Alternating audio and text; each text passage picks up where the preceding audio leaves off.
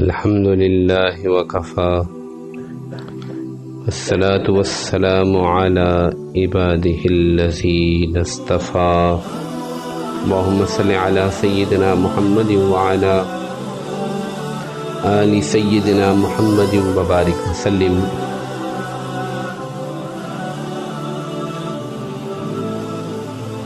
عن ابن عمر رضي الله تعالى عنه ان النبي صلى الله عليه وسلم قال اذا اكفر الرجل اخاه فقد باء بها احدهما رواه مسلم.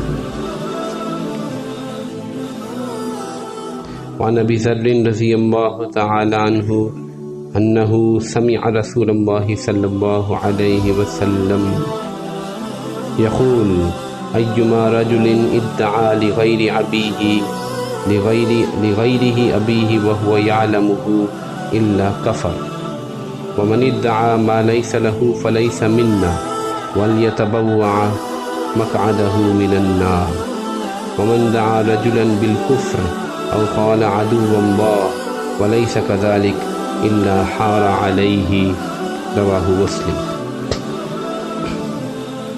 کفر کے وہ شعبے جس میں صحیح حدیث کے اندر ان اعمال پر کفر کا اطلاق کیا گیا ہے، اس میں سے چند چیزیں باقی ہیں. یہ کسی شخص کو، کسی مسلمان کو کافر کہہ دینا، اس پر بھی کفر کا اطلاق کیا گیا ہے. اور کسی اور شخص کو، اپنے حقیقی والد کو چھوڑ کر کسی اور شخص کو اپنا باپ قرار دینا، حالانکہ وہ جانتا ہو کہ یہ میرا باپ نہیں ہے، پھر بھی یہ دعویٰ کرنا کہ فلاں میرا باپ ہے، تو یہ بھی کفر ہے. پہلی حدیث کا ترجمہ یہ ہے، حضرت ابن عمر رضی اللہ عنہ سے روایت ہے، رسول پاک صلی اللہ علیہ وسلم نے ارشاد فرمایا اذا اکفر الرجل اخاہ، جب کوئی شخص اپنے مسلمان بہن کی تکفیر کرے یعنی اسے کافر کہے. اکفر باب افعال سے ہے، جس کا معنی کسی کو کافر کہنا. فقد باء بها احدهما، تو یہ چیز ان دونوں میں سے کسی ایک کو کافر کر دیتی ہے، کفر میں لے جاتی ہے. با کا معنی ہوتا ہے لوٹنا، اور دوسری روایت جو ابھی آگے ترجمہ کرتا ہوں اس کا معنی ہے ہارا، اس کا معنی بھی لوٹنا ہے. یعنی جس شخص نے اپنے مومن بھائی کو کافر کہا، یا تو کہنے والا کافر بنے گا یا جس کو کہا گیا ہے وہ کافر ہوگا. مسلمان کی تکفیر کر دینا یہ بہت بڑا گناہ ہے، اور کسی مسلمان کو جو کلمہ پڑھتا ہو اس کو کافر کہہ دینا یہ انتہائی شدید گناہ ہے.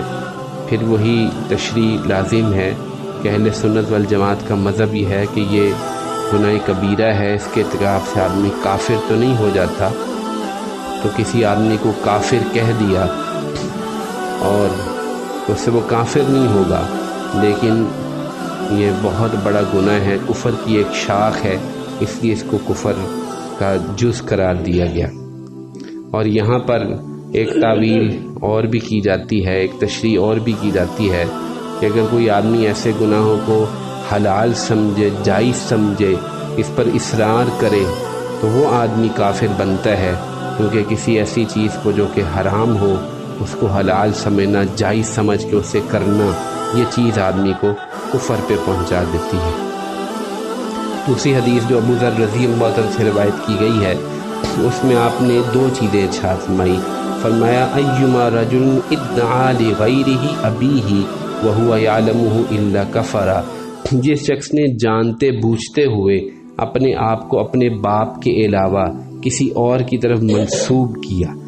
مثلا عربوں میں اس بات کا بڑا رواج تھا کہ وہ شہرت والے آدمی کو پسند کرتے تھے، یہ پسند کرتے تھے کہ ہمارا باپ مشہور آدمی ہو. اب تو یہاں تو ایسے حسب نسب کے فخر کا معاملہ نہیں ہے، تو وہ یہ دیکھے کہ فلاں آدمی بڑا مشہور ہے، یہ فلاں آدمی بہت امیر ہے، تو اس کا بڑا حسب نسب اونچا ہے، تو وہ کسی مشہور آدمی کو اپنا باپ قرار دے دے کہ یہ میرا باپ ہے، اسے باپ سمجھے. تو یہ بہت بڑا گناہ ہے. اور یہاں پہ اکثر محدثین نے ایک اور معنی بھی کیا کہ یہاں پہ کافر یہ کفران نعمت کے معنی میں بھی ہے، کیونکہ کفر کا لفظ ناشکری اور کفران نعمت کے معنی میں بھی آتا ہے. تو جس آدمی نے اپنے باپ کو چھوڑ کر کسی اور کو باپ کہا اس نے اپنے باپ کی ناشکری کی انتہا کر دی۔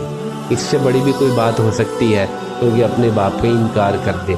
اور دوسری بات فرمائی کہ جس شخص نے کسی ایسی چیز کا دعویٰ کیا من ادعا ما لیس لہ، جو اس کی نہیں ہے، فلیس منا، وہ ہم سے نہیں ہے، ولیتبوأ مقعدہ من النار، اس سے چاہیے کہ اپنا ٹھکانہ آگ میں بنا لے۔ یہ بھی بہت سخت وعید ہے، اور ہم دیکھتے ہیں کہ یہ بہت زیادہ عام ہے۔ پلاٹ کسی کا ہے، اس کو غصب کر کے دعویٰ کر لیے تو ہمارا پلاٹ ہے۔ قبضہ گروپ جسے آپ کہتے ہیں، یہ قبضہ گروپ پتہ نہیں کہاں کہاں پھیلا ہوا ہے۔ لوگوں کی ذرا کوئی مظلوم کمزور آدمی ہے گاؤں میں دیہات میں، اس کی زمین پہ قبضہ کر لیا، مکان پہ قبضہ کر لیا، کہا یہ تو ہماری ہے۔ دعویٰ کرتا ہے کسی چیز کے بارے میں کہ یہ میری ہے، ہماری ہے، حالانکہ وہ اس کی ہے نہیں، اس کو پتہ ہے۔ تو فرمایا یہ ہم سے ہی نہیں، یہ ہماری امت سے نکل گیا، اسے چاہیے کہ اپنا ٹھکانہ آگ میں بنا لے۔ اتنی سخت وعید ہے کسی دوسرے کے مال پر، پلاٹ پر، کسی چھوٹی سی چیز پر بھی قبضہ کر کے یہ کہنا کہ یہ چیز میری ہے۔ اور تیسرا فرمایا وہی بات جو پہلے گزر گئی، جو کسی اپنے بھائی کو کافر کہے اور یا اسے کہے وہ اللہ کے دشمن، اور وہ ایسا نہ ہو تو کفر، یہ کہنے والا جو ہے وہ کفر کی طرف لوٹ گیا، یہ کفر کی طرف لوٹ گیا۔ فلیس منا کا پھر وہی معنی کیا جاتا ہے کہ یہ مطلب نہیں کہ وہ بالکل ہماری دین سے ہی نکل گیا، مطلب یہ ہے کہ وہ اس خاص شعبہ میں ہمارے طریقے سے نکل گیا، مسلمانوں کے طرز عمل سے نکل گیا۔ یہ بھی ایک بڑا عجیب کلام تھا۔ ہم تو اس کی بات اتنی ابھی اس دھمکی کی شدت ہم نہیں سمجھتے۔ رسول اللہ صلی اللہ علیہ وسلم نے اگر اپنے دور میں کسی صحابی کو کہا کہ تو ہم سے نکل گیا، آپ خود سوچئے وہ کہاں اس بات کو برداشت کر سکتا تھا۔ میں نے پہلے اس دن بھی ذکر کیا تھا کہ آپ علیہ السلام نے یہ فرما دیا کہ جو قرض لے گا، میں اس کا جو قرض لے کر قرض خواہ مرے گا، میں اس کا جنازہ نہیں پڑھاؤں گا۔ اور یہ بات مشہور و معروف ہے، حدیث کی بے شمار کتابوں میں آئی ہے۔ تو یہ سب سے بڑی وعید ہوتی تھی۔ کوئی صحابی جو ہے وہ قرض لیتا ہی نہیں تھا، کیونکہ اس کو پتا تھا کہ اگر موت آ گئی تو رسول پاک سے جنازہ نہیں پڑھائیں گے، تو ان کے لیے یہ بہت بڑی بات تھی۔ خود اندازہ لگائیے کہ رسول پاک سے موجود ہوں، کسی آدمی کی سب سے بڑی تمنا تو یہی ہوگی کہ میرا جنازہ رسول پاک سے پڑھائیں۔ تو یہ اس لیے یہ کہہ دینا کہ جس نے یہ کام کیا وہ ہم سے نکل گیا، یہ صحابہ کے لیے بہت مشکل بات تھی۔ تو ہمیں بھی اللہ تعالیٰ یہ سمجھ نصیب فرمائے، اور ہم بھی ان اعمال کفریہ سے بچیں اور اپنی اولادوں کو بھی بچائیں۔ اللہ تعالیٰ ہم سب کو عمل کی توفیق نصیب فرمائے۔ وآخر دعوانا ان الحمد للہ رب العالمین۔